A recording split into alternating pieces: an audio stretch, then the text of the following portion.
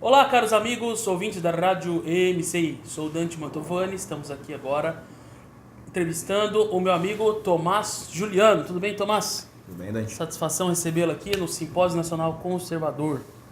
O Tomás tem viajado o Brasil, né, dando muitas palestras aí, principalmente sobre o Paulo Freire, que é esse ideólogo, esse doutrinador marxista, né? Tragicamente marxista, dolorosamente marxista, que faz a cabeça ainda da imensa maioria dos professores do Brasil, dos planos pedagógicos, currículos universitários. Então, Tomás tem desenvolvido esse trabalho em serviço de saúde pública, né? Eu acredito que ele tem conseguido levar aí uma crítica muito bem embasada contra Paulo Freire, que nunca foi feita antes. Nunca antes na história do Brasil, né, foi feita uma crítica ao Paulo Freire à altura da que ele está fazendo, tá? Muitas pessoas sabem que o Paulo Freire é marxista, esquerda, mas ele pegou a coisa de uma maneira sistemática e está mostrando item por item. Eu lembro de uma palestra que eu acompanhei dele em outra cidade, ele mostrando das ligações do Paulo Freire com o maoísmo, a linha mais radical do marxismo. Então, Tomás, fala um pouquinho sobre a sua participação aqui no simpósio, seus projetos, seu trabalho, o seu livro Desconstruindo Paulo Freire, para que as pessoas conheçam melhor ainda o seu trabalho. Obrigado pelo convite, obrigado pela oportunidade, Dante. E, antes de mais nada, primeira vez que eu estou em Ribeirão Preto e conhecer a cidade já é uma experiência que, como historiador, eu sempre gosto, né? E alinhando o conhecer uma cidade com o fato de estar aqui em um evento em que eu consigo apresentar um pouco mais sobre Paulo Freire, toda essa imersão que o tema de fato exige, uma vez que toca no nosso dia a dia, no nosso contemporâneo. Paulo Freire faz parte das pautas diárias, uma vez que é o nosso patrono na educação, ou como eu gosto de apresentar, né, ainda nosso patrono. E também pelo fato de que dentro dessa oportunidade eu ainda reencontro pessoas, enfim, há uma discussão farta de ideias com diferentes perspectivas. Bem, dentro desse processo de viagens e inserir Paulo Freire, inserir esse evento dentro do meu contexto biográfico, eu fiz as contas antes de escrever o Desconstruindo ainda mais Paulo Freire, que eu dei aí mais de 3 voltas à Terra, né? Se eu tivesse... Sim. Eu parei e comecei a fazer uma catalogação dos quilômetros que eu percorri, desde quando eu comecei a falar sobre Paulo Freire, em 2015, até hoje. Eu aí consegui percorrer 3 voltas e meia na Terra, né? E esse processo já aumentou Dá pra uma entrar vez no Guinness Book of Records. já dá para começar a postular isso. Acho que viajar criticando Paulo Freire... acho que é o recorde mundial. Ninguém fez isso com mais tenacidade. E esse é uma quilometragem que só cresce, graças a Deus, uma vez que, por exemplo, estou aqui. Então, só para concluir essa menção, gosto de falar sempre que há um Paulo Freire acadêmico, alguém que escolheu uma linha de pensamento e quis desenvolvê-la. Ele escolheu ali ser um neomarxista, inspirado, por exemplo, em autores que também foram neomarxistas em seus respectivos contextos, Sartre, Foucault, Derrida, etc. E ao Paulo Freire, objeto simbólico de uma militância política. E estes dois homens, eles têm uma unidade que toca especificamente nas pautas contemporâneas que o nosso país hoje tanto sofre. Por exemplo, como a nossa LDB foi pensada na sua última alteração, como, por exemplo, os chamados PCNs, e por aí o processo se desenvolve. Sim. E eu tava aqui ouvindo você falar e fiquei pensando, Paulo Freire é como se fosse para quem não conhece tão bem ainda a obra do Paulo Freire, é como se fosse assim a alma do petismo, a alma do esquerdismo, pelo menos no campo da educação, não é? Ele foi secretário da Educação em São Paulo, né, no governo da prefeitura da Luiz Erundina. Formou sucessores, né, e desde então a cidade de São Paulo amarga sucessivos diretores de cultura formados pelo Paulo Freire, não é isso? Tem Paulo Freire, Darcy Ribeiro, Betinho, foram ícones assim, de uma exposição cultural, de um Brasil que, tanto em matéria assim, de estatística, no Brasil que se rejuvenescia. Se nós analisarmos, por exemplo, os índices de IBGE, etc., de uma transição populacional que o Brasil passou nas décadas de 70 e 80, nós já vamos perceber que o Brasil estava se rejuvenescendo. Nós ainda não éramos o país de 200 milhões de habitantes. Então o Brasil tem uma geração nesta década, ou seja, a nossa atual década, que é uma geração que é fruto de décadas passadas de jovens. E dentro dessa popularização do jovem, muitas vezes, como o Nelson Rodrigues mesmo escreveu, o jovem tem que acabar, né? E o jovem não, no substantivo, mas no adjetivo. Ou seja, existe uma mentalidade jovem que, de fato, ela precisava acabar. Uma vez que o jovem, muitas vezes, acaba sendo a bala de canhão, ou a bucha de canhão, ou o idiota útil, enfim, como você quer. Vários movimentos políticos. Né? E aí a gente vai ter tido isso de maneira muito explícita, quando os movimentos, por exemplo, das diretas já, os movimentos do Caras Pintadas, ou a própria fundação do PT, enfim, se configuraram muito com esse sex appeal de uma utilização da juventude. Pois bem, então Paulo Freire ele é um ícone dessa expressão cultural jovem, de esquerda, deixou um legado, mas ele ainda fica naquela outra característica da esquerda brasileira, que é muito inspirada em Emmanuel Mounier, que é uma esquerda religiosa, que é a esquerda que utiliza os termos social e que monopoliza o debate sobre a pobreza.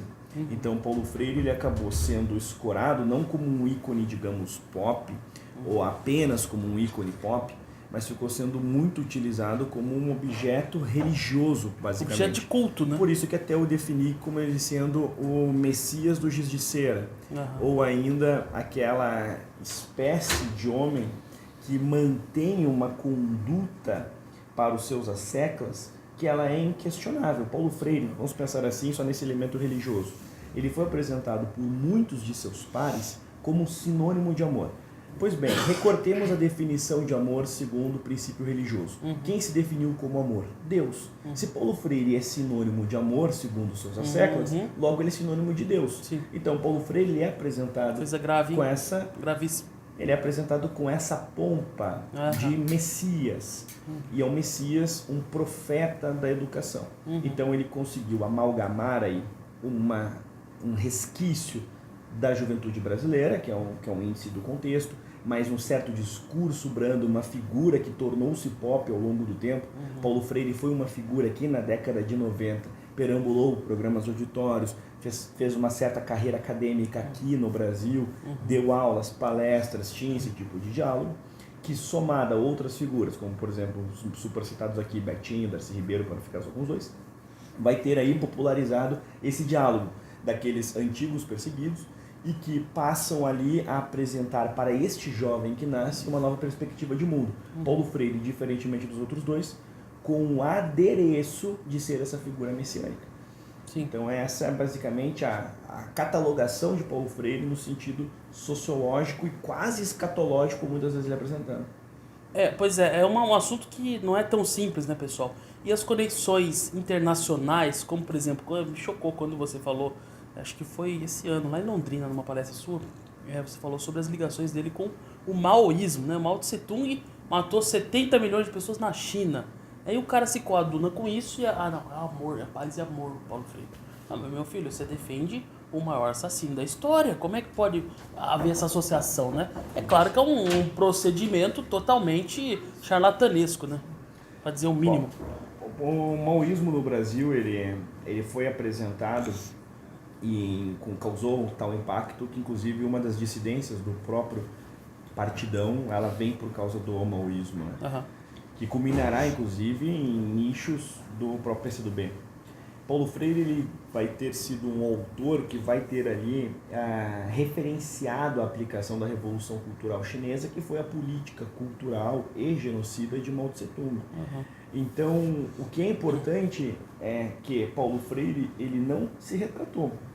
Digamos que na década de 70, 80, nós não tínhamos ali o advento da internet, daquela informação simultânea. Você se equivocou na década de 70? Ok, faz parte da natureza humana. Você cometeu um equívoco, você imaginou que a Revolução Cultural fosse uma coisa boa, você, digamos, não tinha acesso às informações e você se equivocou. O problema é que Paulo Freire morreu em 97, quando Mao Tse Tung já era publicamente consagrado como um genocida.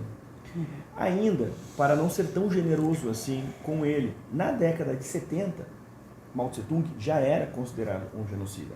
Tanto é que, por exemplo, só para catalogar aqui o maoísmo dentro do pensamento do comunismo brasileiro e na figura de Paulo Freire, o que a gente vai ter? Críticas dos comunistas brasileiros ao maoísmo, por quê? Porque repetia vícios e equívocos do stalinismo. Por exemplo, a personificação do comunismo em uma pessoa, no caso em Stalin, agora Mao Tse-tung. Então os comunistas brasileiros, já nas décadas de 60 e 70, criticavam os maoístas, porque repetiam equívocos históricos.